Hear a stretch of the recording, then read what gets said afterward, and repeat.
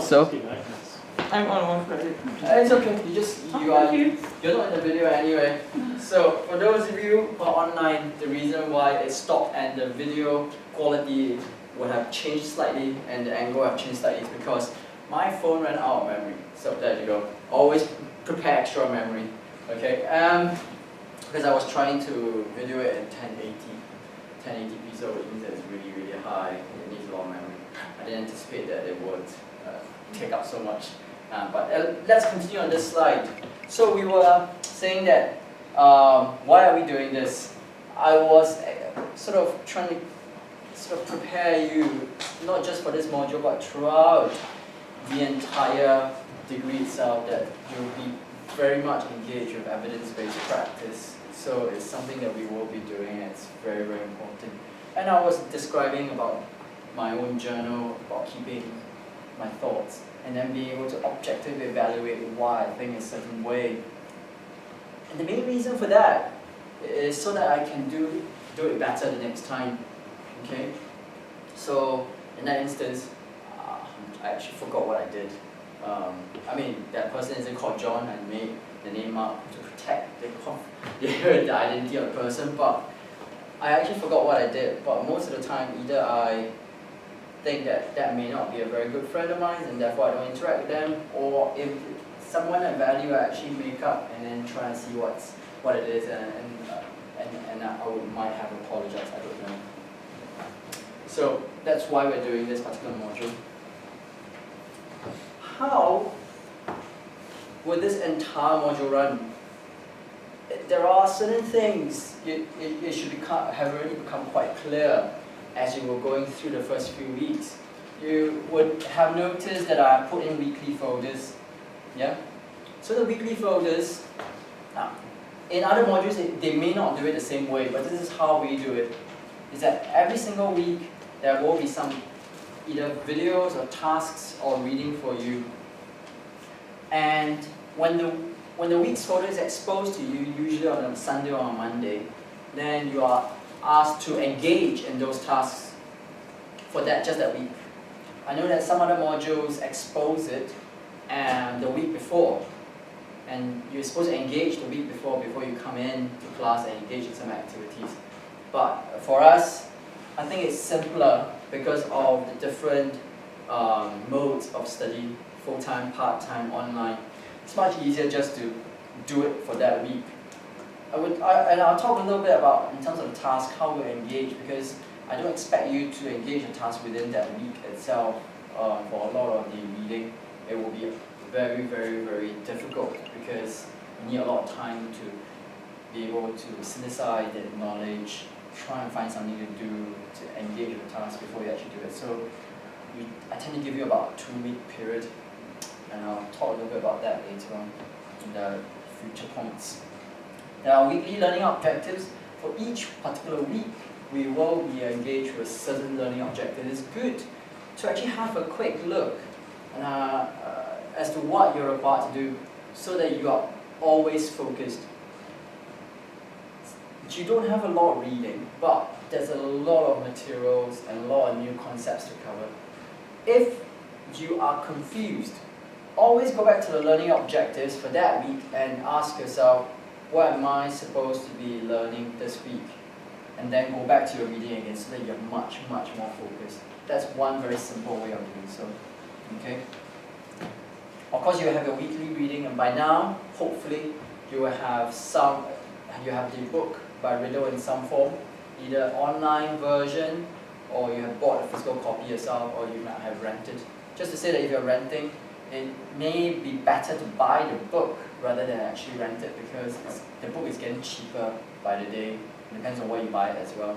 And besides, it's so small, it's actually worth the investment because you can bring it, the concepts are not new, therefore I foresee that it's not going to go out of fashion for the next 5 to 10 years.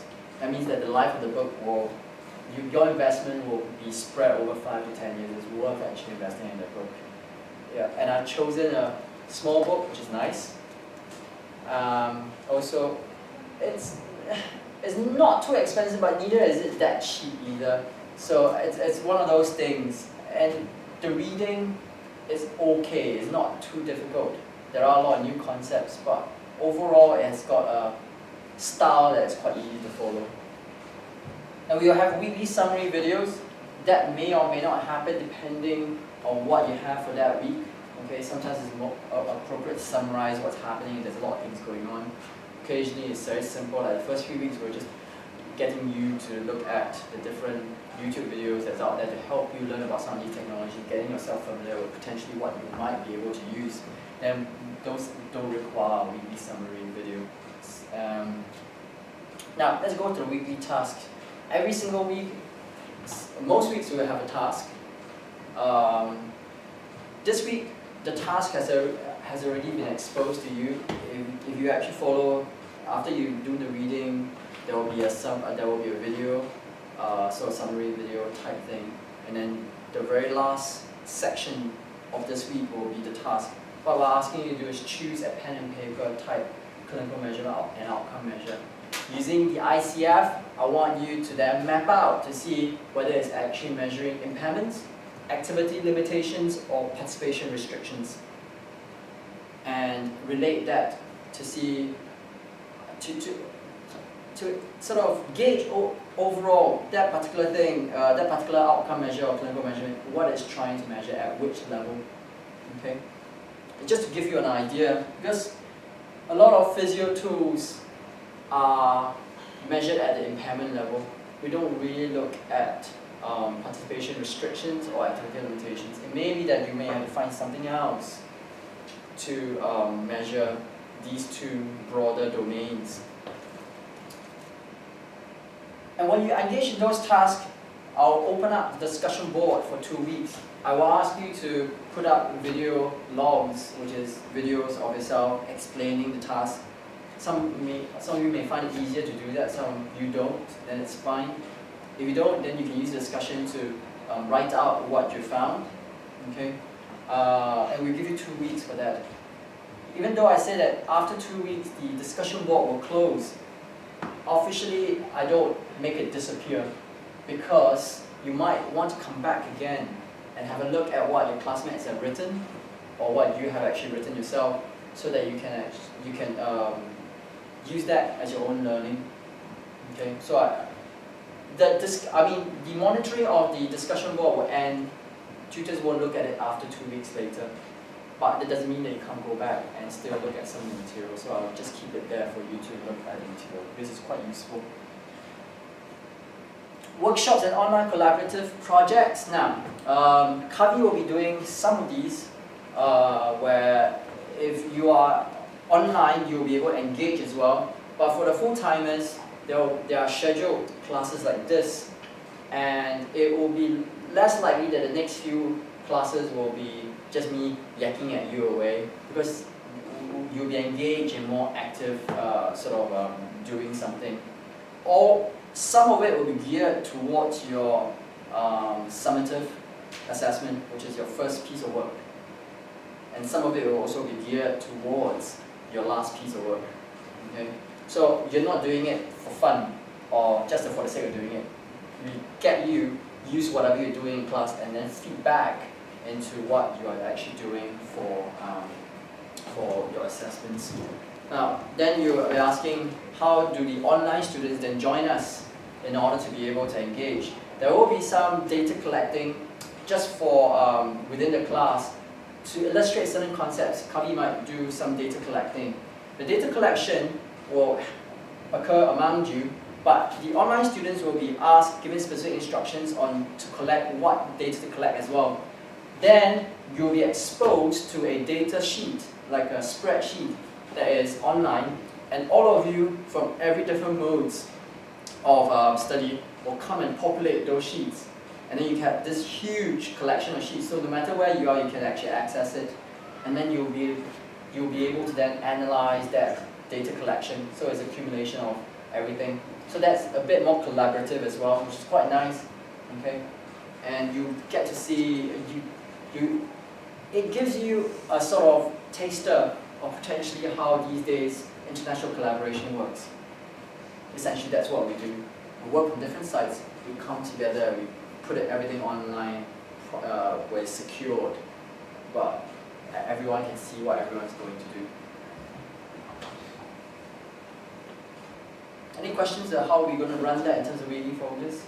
Is that okay so far? Yeah, it's not too difficult, isn't it? I try to simplify it as much as possible so that you don't have to think very much. You just basically follow one step and just follow instructions. Of course, you need to do a thinking behind what you learn, but the steps to reach the materials, not too much work. Okay. Now, this is an entire overview of some of the tasks that you do. I've already given you sheets, and online students can download that from the hub. But what I've done is I've color-coded them. The bits that's coded green is where the learning will occur. A lot of concepts will be imparted to you. So it will occur between weeks 5 to 11. So this is week 5 of the module.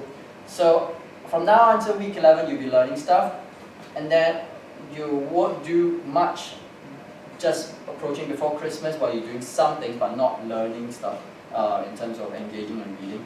And then starting from next year, beginning of next year, which is week 20, you'll start to engage with a lot of the learning content again, but that's only for about 3 weeks. What happens in between? Well, I will get you to start doing the ones that's color-coded blue is where I'll get you to start to think about what you want to do for your assignment. The assignment for part 1 and part 2 are linked. Okay? There is another one which is formative assignment as well. By now you know what formative assignment is. It's something that you engage in, but you get feedback on how to improve without actually impacting on your final mark. All these 3 are all linked. So what you choose for your part 1, you will then use that and continue to work on and contribute to the part 2. Okay? So you'll be building on what you've already done so that it's not work that's wasted and you start completely something new again. Why it's been allocated weeks 8, 19, 25 to 27, 26 to 33 in blocks is because during those weeks, everything that we do, we will help you to develop it. You know how when you study, a lot of times, a lot of your assignments or assessments are, the tutors will give it to you and then you just, okay, go away and do it. Here, for this module, no. We want you to help you and discuss with you what you want to do. You already got an assigned tutor. We will help you. There will be assigned weeks where the tutors will have a chat with you as to what you can then discuss what you want to do. We will then be able to tell you, oh, that's a good idea, or oh, not sure about that. You might want to think about this, or maybe that's a good idea, but you might want to change it so that it becomes much easier for you to engage. Okay, so that you don't completely go in a different tangent altogether. So that's why we do it the way we do it. I'll talk a little bit more about processes afterwards in the later slides. Now, of course, all of us will celebrate Christmas. You don't have to celebrate Christmas just because you're a Christian. You can celebrate Christmas as well because you're going to go shopping. Very atheist thing to do. You go enjoy your Christmas. During that period of time, you can use it to engage in writing up the assignment if you want to, because the hand-in date is in week 20. Okay, so as a Christmas gift, I give you assignment 1. So you can do whatever you want at that period of time. You can go spend some time, but just make sure that you plan your time out. And the reason why we tell you ahead of time so that you can plan your time, because if you don't know when it's supposed to be handed in or what's going to happen, you can't plan. The same thing for part 2, and your part 2 hand-in is in week 34.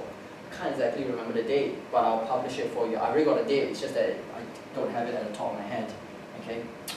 Anything else that I need to talk about? We've already talked about weeks 1 to 4 because that's already happened. You already familiarized yourself with the technology, so we just leave it as that. Now, the assessments. There are 3 parts, I told you, 2 summative and 1 formative. The summative part 1 consists of 30%, so not too much, but large enough to motivate you to do some work. And then we will do a formative where you will start to build on part 2. So this is a trial run for part 2, or draft draft for part 2 essentially. What you'll be doing here for formative will be essentially what you'll be doing finally for part 2, but in a slightly easier form or draft form, because you don't really know what you're trying to do yet, so you're trying to get some ideas out there, which is why it's not marked. But what we do is you get peer feedback. Peer feedback is both the classmates online and full-time or part-time, as well as the tutors. All of it will be shared on the discussion boards, both as a video, we talk about what you want to do, as well as a little sheet of summary of the content that you want to do for part 2. And then we can then give you feedback, because everyone will know what the assignment already will be, because I will be exposing it to you. And then you can say how you can improve. That what I found really good, that not so much, and do this, do that. And then we can then help each other get a better grade. Or if you are not interested in grades, at least you will improve the way you do and evaluate some, or improve the skills as well. That's one way to get that. So the formative is really important to be able to engage in, to get that feedback. Usually when you do a piece of assessment, you just talk to yourself. And now you've got much more than yourself. You'll be people telling you. You don't have to take all the ideas in, but giving you some ideas on how to improve it further.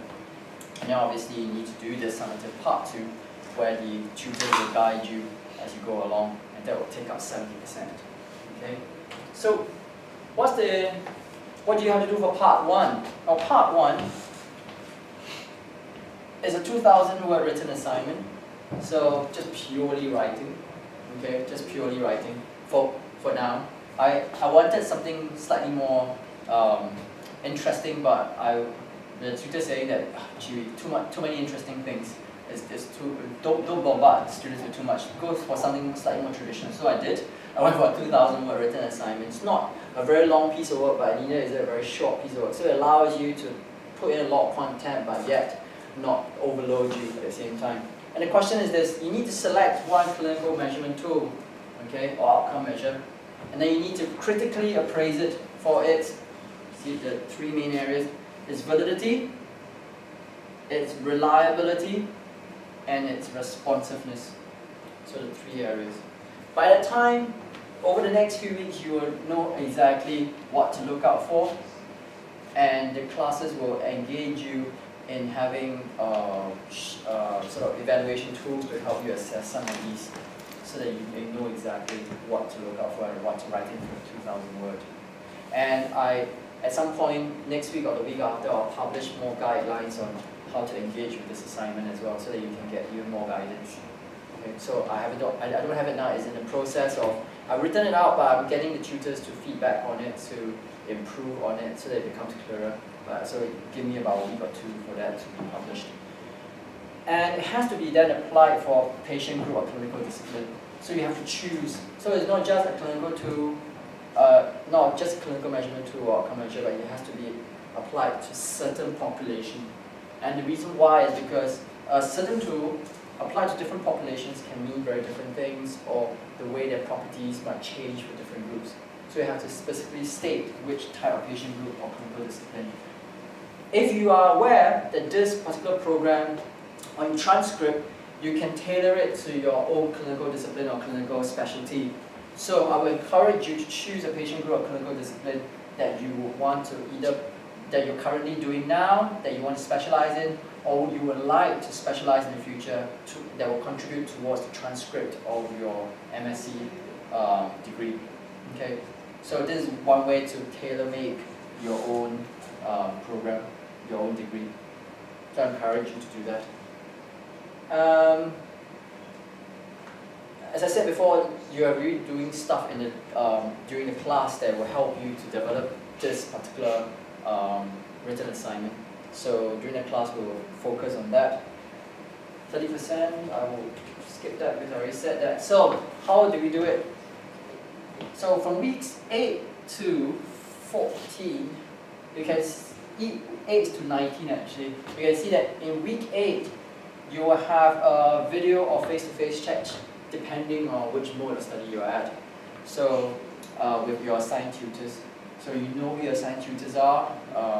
There are only 3 of us. It's me, Kath and Kavi.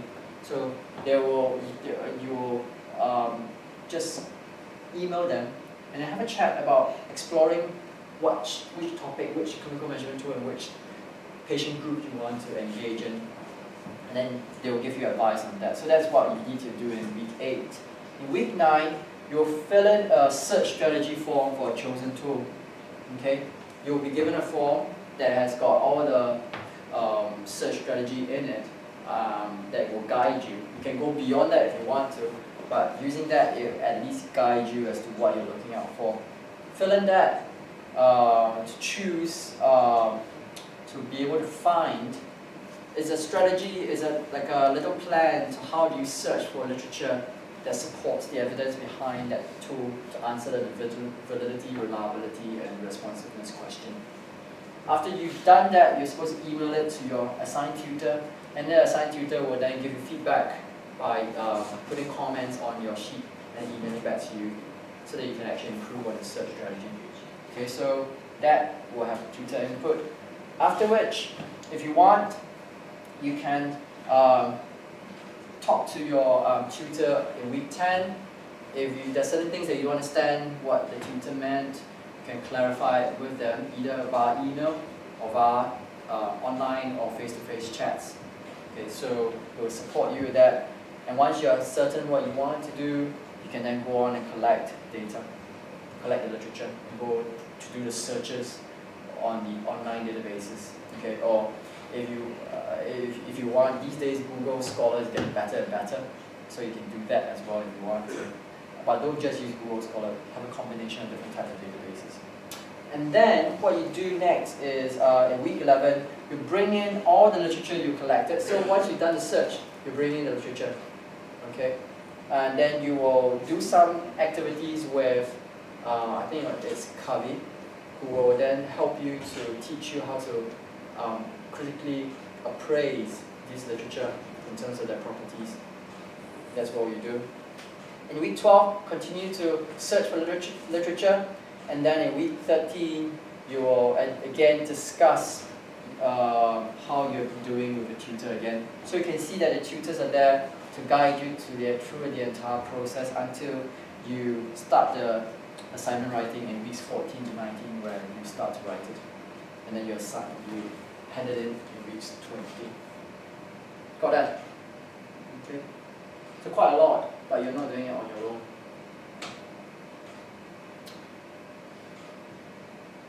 How many hours is this lecture? 3 hours? 3 years. Oh, let's just hope not. Let's not use 3. Let's just stick with less than 2. Or less than 1, but I don't think I can be less than 1 because I already used up 10 minutes of your time. So, but anyway, so let's talk about the second assessment. The second assessment, the format is a 20 minutes video presentation. You go, what? This video? And then 1,500 words of accompanying notes, right? Okay, so just put everything in context. This will be handed in semester 2 in week 34. So now is what, week 5? You got 29 weeks. Divided by 4, 7 months. Okay? I mean, if you do a certain thing for 7 months every single week, hopefully you get better, right? Right. Right. Not very confident right there, but yeah, I'll take it anyway. So you got 7 months to sort of basically prepare these skills. Okay? So don't, and along the way we'll help you anyway, so you'll be fine. So what's the question? For this question, it will be building on what you've done in part 1. You really chose, firstly in part 1, you've chosen a clinical measurement tool. You've chosen a patient group, you've already done that. You've critiqued the validity, reliability, and responses. So we won't go there anymore because it's done and dusted. We now move on. The next bit for part 2, you are supposed to identify 2 barriers. So now it's more about implementation and application of the clinical measurement tool. You're supposed to identify 2 barriers that may prevent you successfully implementing the tool in the patient group you're interested in. Okay? So, but it's just not, it's not simply identifying the 2 barriers. You also have to look at the literature to see for these two barriers, what are the potential impact on this patient group. Okay, so there will be literature out there to say that these are the problems that we face, and you're supposed to look for those and then assess how it might prevent you from successfully implementing that clinical measurement tool. Next, when we identify barriers, we don't just leave it as that, we need to come up with solutions as well. So then you have to give us solutions for how to overcome these barriers and problems. Okay? And you also need to then put a little bit of evidence behind it to say that whether this will work or not. Or is there some evidence to suggest that it might or might not work? Okay? And it will contribute to about 70%. So, what does it mean by a 20-minute video presentation? It can be anything. It can be a PowerPoint narrated presentation, like what I did this week. Or it could be a person, it could be standing in front of the board and just doing that, and you tape yourself for 20 minutes. Okay? Or it could be you videoing, if you're online or you're in a clinic or you are still working in a clinic, you can do video things that's happening in the clinic and then put it together a video. But it has to address all of these points. The format is a bit more fluid, but the main point needs to come through. But the question you might be asking, how do I then say what evidence is, how do I state and cite the evidence? And that's what your 1,500 accompanying notes is for. Is that at certain points you'll refer to this particular author, and then in your accompanying notes you will be summarizing that bit of the presentation anyway, and that's when you put the literature in, and then you can then have a reference list. By the way, the reference list does not count towards your word count, so which means that you can give appropriate referencing. Got that? Understand? I'll give you more details as to what's expected of you over the next few weeks. So again, this is how we will support you.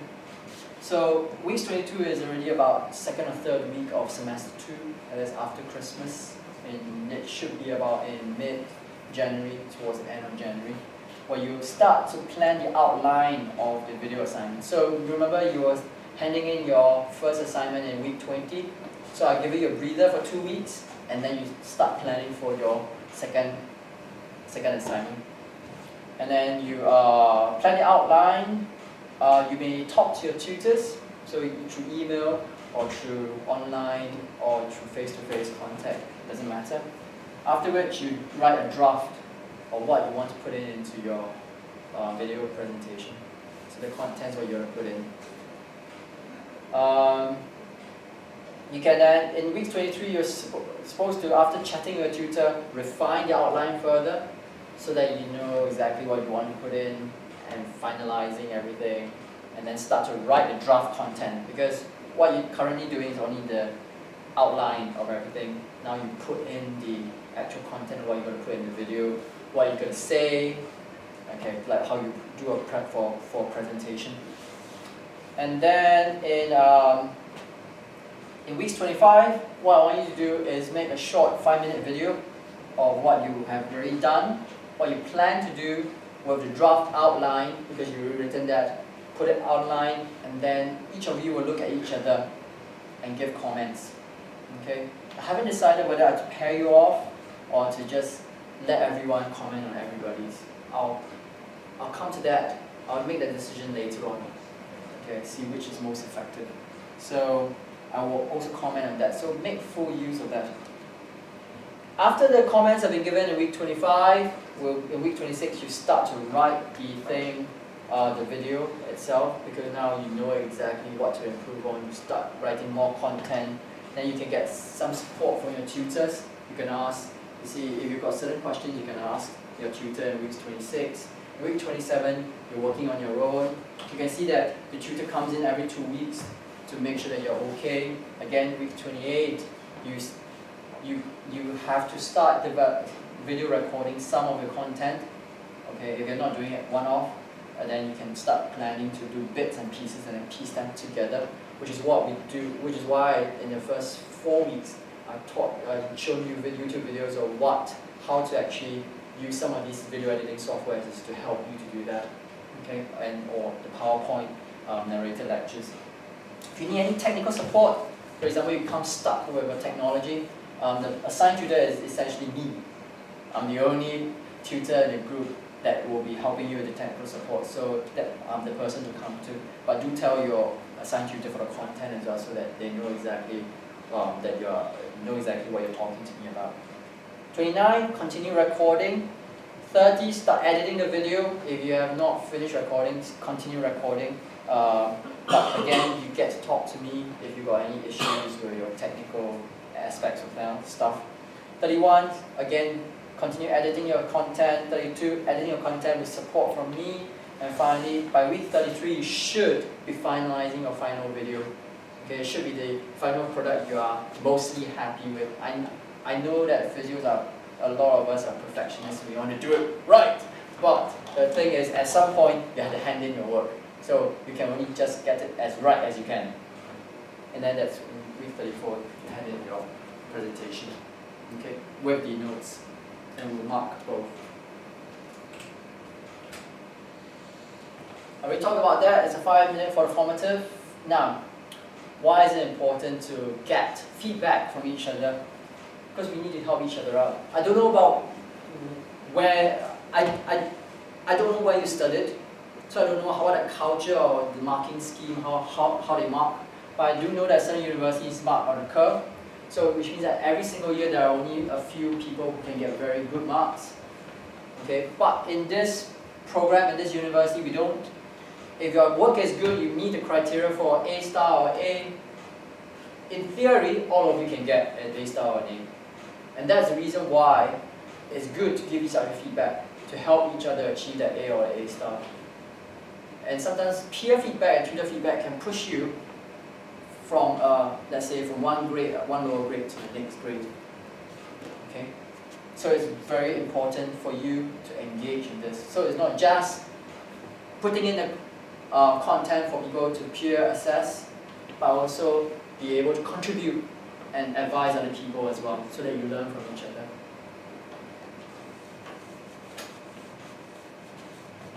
Right. So, any questions for me? No? If, for those of you who are online, you've got questions for me, what you can do is just simply email me. That's the best way to actually ask me questions. I will put up these slides onto the hub as well, so you can download them. If there are no questions, thank you very much. That's the end of this session. Thank you. Thank you.